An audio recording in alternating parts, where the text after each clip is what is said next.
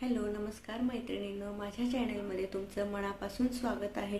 तर बघा, लवकरच आपली दत्त जयंती येणार आहे। दत्त जयंतीनिमित्त भरपूर अशी स्वामी सेवा करण्याचा आपल्याला संधी असते। त्या संधीचा फायदा सर्वांनी आवर्जून घ्यावा असं मी सगळ्यांना विनंती करून सांगेल। तर बघा, दत्त जयंतीनिमित्त स्वामी चरित्र सारामृताचं पारायण तुम्ही करू शकता, गुरुचरित्राचं करू शकता। तर मी आज तुमच्याशी गुरुचरित्राचं पारायण कशा पद्धतीने करायचं, त्याचे काय काय नियम आहेत ते मी आज तुमच्याशी शेअर करणार आहे। तर बघा, सर्वप्रथम आपल्या महिलांना पडलेला प्रश्न असतो की गुरुचरित्राचं पारायण महिलांनी करावं की नाही। तर हो, महिला गुरुचरित्राचं पारायण नक्कीच करू शकता। केंद्रामध्ये बघा, तुम्ही सर्वात जास्त महिलाच पारायणाला बसलेल्या असतात। दिंडोरी प्रणीत जो ग्रंथ आहे त्या ग्रंथाचं पारायण तुम्ही करू शकता। तर बघा, दिंडोरी प्रणीत गुरुचरित्राचा हा गुरुचरित्राचा पारायणाचं पुस्तक असतं, म्हणजे असं हे ग्रंथ आहेत। हे पुस्तक तुम्हाला दिंडोरी प्रणीत केंद्रात कुठेही मिळून जाणार आहे, तुम्ही बघू। तर बघा, पुस्तक कुठून घ्यायचं हे मी तुम्हाला सांगितलं। तर बघा, आपल्याला 9 डिसेंबर ते 15 डिसेंबर पर्यंत हे पारायण करायचं आहे। 7 दिवसाचं पारायण करायचं असतं। दत्त जयंतीच्या निमित्ताने जे सप्ताह असतो ते पारायण आपल्याला 7 दिवसाचं करायचं आणि 8व्या दिवशी त्याची सांगता करायची असते।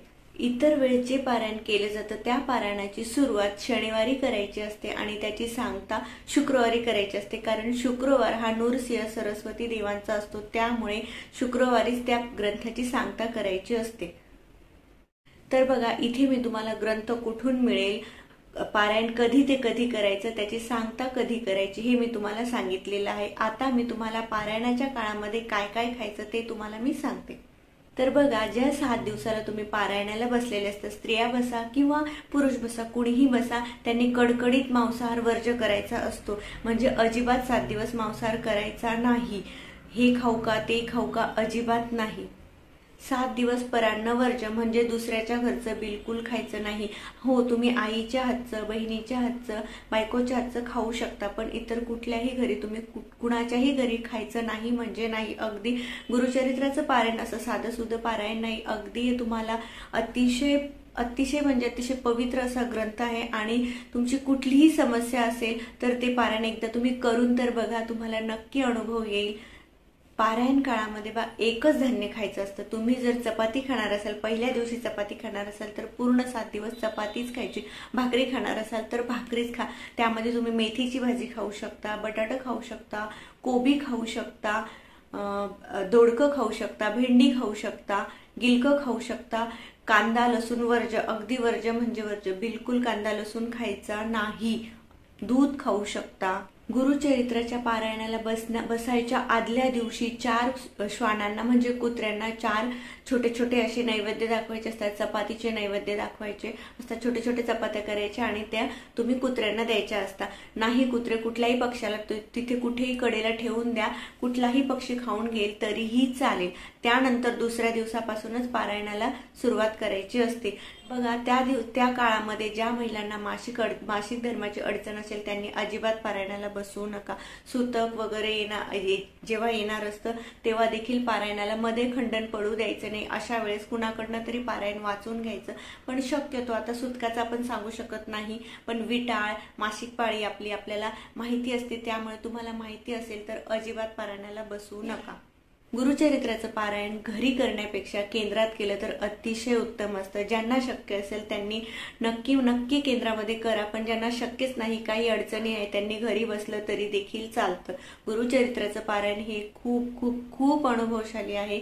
मी स्वतः केलेलं आहे आणि हो, हा व्हिडिओ मी उगाच करायचा म्हणून केलेला नाहीये। ज्या सेवा मी स्वतः केलेल्या आहेत त्या सेवा मी तुमच्याशी शेअर करते। मी स्वतः अनुभव घेतलेला आहे, तुम्ही करून तर बघा, तुम्हाला नक्की तुम्हाला स्वतःलाच कळेल। बघा, कुठलीही गोष्ट आपण अनुभवल्याशिवाय आपण तिचा अनुभव सांगू शकत नाही। तुम्ही स्वतः करून बघा, तेव्हाच तुम्हाला कळेल की पारायण केल्याने काय फरक पडतो, काय तुमच्या लाईफमध्ये चेंजेस होतो। बघा, उगवणारा सूर्य आपल्याला नवीन संधी देत असतो, त्याप्रमाणे कुणालाही या संधीची गरज असेल, ज्यांना काही खूप अडचणी असतील त्यांनी हे पारायण नक्की करा। तर बघा, मी तुम्हाला पारायण काळामध्ये काय काय खायचं, ग्रंथ कुठून घ्यायचा, महिला हे पारायण करू शकता का हे तुम्हाला सांगितलं आहे. आता त्या ग्रंथामध्येच त्याचे नियम दिलेले आहेत. किती पहिल्या दिवशी किती अध्याय वाचायचे, दुसऱ्या दिवशी किती अध्याय वाचायचे, हे सगळं आपल्याला ग्रंथात सांगितलेलं आहे. मी तुम्हाला सांगते, जेणेकरून कुठलाही नियम माझ्याकडनं राहिला नाही पाहिजे. बोलता बोलता एखादा नियम राहिला तर उगाच तुमच्या पारायणाला काही अडथळा नको. त्यामुळे मी तुम्हाला ग्रंथात वाचून तर सांगते.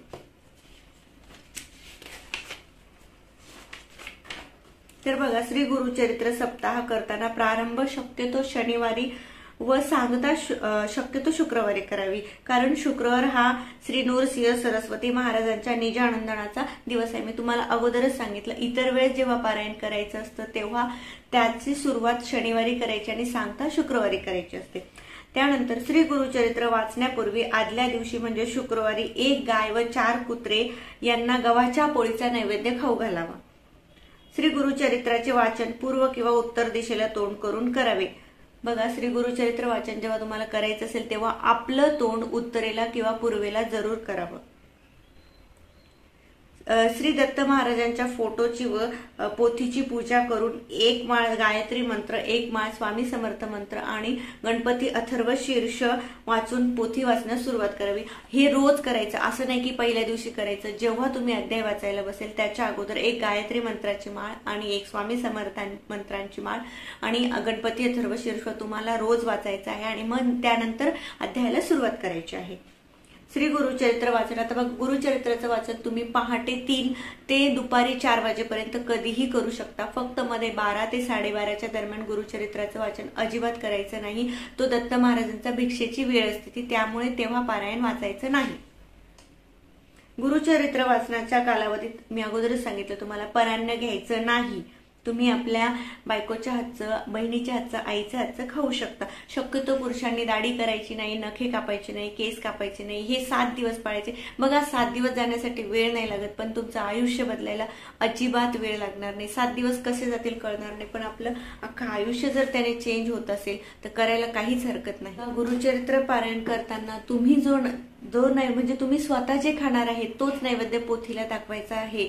दुसरं इतर वेगळं काही दाखवायचं नाही. जे तुम्ही जी भाजी खाणार आहात, जी चपाती भाकरी जे काही तुम्ही खाणार आहे तो नैवेद्य आपल्या ग्रंथाला दाखवायचा आणि त्यानंतर तुम्ही ग्रहण करायचं. रोज ग्रंथाची आरती करायची. त्यानंतर बघा, ग्रंथाबरोबरच तुम्ही असं विष्णू सहस्त्रनाम जे पुस्तक आहे, हे छोटंसं पुस्तक आहे, हे जरूर खरेदी करा. कारण की गुरुचरित्राचं पारायण वाचल्यानंतर बघा, आपण माणूस आहोत, दिवसभरात आपल्या मनात काही ना काही वाईट विचार येऊ शकता. त्यामुळे संध्याकाळी जेव्हा रात्री झोपण्याच्या अगोदर हे विष्णू सहस्त्रनाम वाचायचं, जेणेकरून दिवसभरात माझ्याकडनं जी काही चूकभूल झाली असेल त्याची क्षमा म्हणून हे जरूर वाचायचं असतं. गुरुचरित्र पारायणाने तुमची जी काही अडलेली कामं आहे, तुमचं जे काही तुमची इच्छा आहे ती नक्की पूर्ण होणार आहे. मी स्वतः अनुभव घेतलेला आहे, तुम्हीही घ्या. मी सर्व महिलांना अवश्य अशी संधी चुकवू नका. गुरुचरित्राचं पारायण म्हणजे माझं खूप आवडीचं पारायण आहे. स्वामीचरित्र सारामृत आणि गुरुचरित्राचं पारायण मला करायला खूप गुरुचरित्राचं पारायण करताना डाव्या कुशीवरच झोपायचं असतं. आणि हो, जिथे तुम्ही पारायण करणार असाल त्या शक्यतो त्या पारायणाच्या तिथे त्या रूम मध्ये झोपण्याचा प्रयत्न करा. एक सतरंजी घ्यायची, ती स्वच्छ धुवून घ्यायची आणि तिच्यावरच झोपायचं. गादीवर बिलकुल झोपायचं नाही. हो, अगदीच काही प्रॉब्लेम असेल, गर्भवती महिला असेल त्यांनी तर शक्यतो 7व्या महिन्यानंतर त्यांना नाही करता येत, पण त्याच्या 7व्या महिन्याच्या आत असेल, कुणाला करायचं असेल तर त्यांनी सोफ्यावर असं जी चादर असते ती टाकून झोपलं तरी देखील चालेल. फक्त गादीवर झोपू नका. पारायण करताना ग्रंथ अजिबात हलवायचा नाही. पारायणाची मांडणी अगदी सोपी आहे. पाठ घ्यायचा किंवा चौरंग घ्यायचा, त्याच्यावर तुमच्याकडे जर दत्त महाराजांचा फोटो असेल तर फोटो ठेवा. स्वामी समर्थांचा फोटो ठेवला तरी देखील चालतो. एक कळस मांडा. नॉर्मल आपला कळस असतो त्याला आंब्याची पानं लावा किंवा आपली खाऊची पानं असतात, म्हणजे जे नागवेलीची पानं असतात ती 5 पानं लावा. त्यावर नारळ ठेवा आणि अखंड दिवा ठेवा आणि एका पाटावर समोर पोथी ठेवा, जी आपली गुरुचरित्राचा ग्रंथ आहे तो ठेवा. तो ग्रंथ असा ब्लाऊज पीसने झाकून ठेवायचा, उघडा ठेवायचा नाही. तुमचं वाचून झालं की बघा असा पूर्ण ब्लाऊज पीसने झाकून ठेवायचा, अजिबात ग्रंथ उघडा ठेवायचा नाही. पुन्हा एकदा सांगते, पारायण वाचून झाल्यानंतर ग्रंथ उघडा ठेवायचा नाही, ग्रंथ पूर्णपणे झाकून ठेवायचा. आणि ग्रंथ 7 दिवस बिलकुल हलवायचा नाही. तुम्ही महाराजांचा फोटो हलवला तरी चालेल, तुम्ही कळस हलवला तरी चालेल, पण ग्रंथाला अजिबात हात लावायचा नाही. असं आपल्याला वाटतं ना, बापरे गुरुचरित्र पारायण करायचं म्हणजे किती कडक नियम आहे ना, एकच अन्न खायचं, एकच धान्य खायचं, भाजी काय खायची, कांदा लसूण खायचं नाही, हे नाही ते नाही, खूप खूप वाटतं. पण फक्त हे पारायणाला बसण्याच्या अगोदरच वाटतं. एकदा तुम्ही पारायण करायला सुरुवात केली, एकदा सुरुवात तर करून बघा, एकदा सुरुवात केली ना काहीच वाटत नाही. 7 दिवस कसे निघून जातात अजिबात कळत नाही. खूप महिला सांगतात की हो खूप कडक असतात, खूप नियम असतात. नियम असतात, नियम कुठे नाहीये, पण नियम असेल तरच त्याला काही अर्थ असतो, नियम असेल तरच तिथे काहीतरी घडत असतं. तुम्ही करून बघा, तुम्हाला स्वतःलाच वाटेल काही नाही, इतकं काही कडक नाहीये, सहज होऊन जातं. 7 दिवस कुठे जाता कळणार पण नाही. त्यामुळे सगळ्यांना सांगेल, नक्की नक्की नक्की दत्त जयंतीला पारायण सप्ताहाचा लाभ घ्या आणि सगळ्या महिलांनी हे पारायण करा. फक्त महिलांनीच नाही, पुरुषांनी करा. महिलांनीच का, पुरुष देखील करू शकता. तर नक्की नक्की करा. गुरुचरित्राचं पारायण कसं करायचं, त्याचे नियम काय आहे, अध्याय कसे वाचायचे, काय काय पालन करायचं. आणि हो एक राहिलं, सॉरी, गुरुचरित्राचं पारायण करताना ब्रह्मचर्य पालन करायचं. ब्रह्मचर्य पालन म्हणजे काय, बऱ्याच जणांना माहित असेल तर नक्की म्हणजे नक्की ब्रह्मचर्य पालन करायचं म्हणजे करायचंच. मांसाहार अजिबात करायचं नाही, ब्रह्मचर्य पालन करायचं. सतरंजी याच्यावरच झोपायचं, गोधडी नवीन घेण्याची आवश्यकता नाहीये. जी आहे तुमची तीच फक्त स्वच्छ धुवून घ्यायची, तिच्यावरच झोपायचं. कुणाच्या घरचं खायचं नाही, अजिबात नाही म्हणजे नाही. चपाती किंवा, मी पुन्हा एकदा सांगते, चपाती किंवा भाकरी असं कुठलं तरी एकच धान्य खा.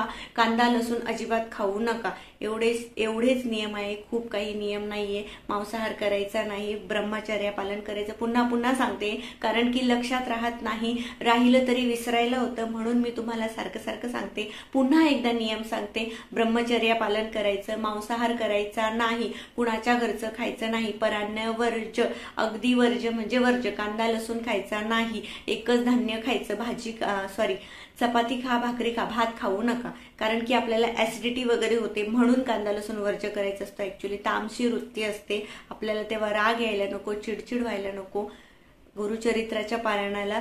त्यामुळे कांदा लसूण वर्ज करायचा असतो. नियम काय काय आहे, अटी काय काय आहे हे मी तुम्हाला सांगितलं. ग्रंथ कुठे मिळेल हेही मी तुम्हाला सांगितलं. महिला करू शकता का नाही हे देखील सांगितलं. तरी देखील कुणाला काही शंका असेल, काही असेल तर मला कमेंट सेक्शन मध्ये तुम्ही नक्की विचारू शकता. तर सगळ्यांना सांगते की नक्की नक्की गुरुचरित्राचं पारायण करा. हो, ज्यांच्याकडे लहान बाळ आहे, त्यांना शक्य नाहीये तर त्यांनी करू नका. शक्य होत असेल तर करा, नसेल होत तर अजिबात करू नका. तर बघा, 9 डिसेंबर पासून सगळ्यांनी सुरुवात करा, 15 डिसेंबर पर्यंत हे पारायण करा. काहींनी स्वामीचरित्र सारामृतचं करा. लवकरच मी स्वामीचरित्र सारामृतच्या पारायणावर व्हिडिओ घेऊन येणार आहे. त्यामुळे आपण शक्यतो पुढचा व्हिडिओ स्वामीचरित्र सारामृत पारायणाचा असेल. तर सगळ्यांना सांगते, पुन्हा एकदा सांगते, गुरुचरित्राचं पारायण करून तर बघा, आयुष्य कसं बदलते हे तुमचं तुम्हालाच कळेल. तुम्ही स्वतःच म्हणाल की अरे हो, खरंच आपलं आयुष्य किती चेंज झालेलं आहे. पुन्हा भेटूया. व्हिडिओ आवडल्यास चॅनलला लाईक करा, शेअर करा, सबस्क्राईब करा. व्हिडिओ शेअर नाही केला तरी देखील चालेल, पण कुणीतरी संकटात असेल त्यांना मदत म्हणून ही माहिती त्यांच्यापर्यंत नक्की पोहोचवा. पुन्हा भेटूया अशाच एका नवीन व्हिडिओमध्ये. तोपर्यंत सगळ्यांना बाय आणि सगळ्यांना श्री स्वामी समर्थ.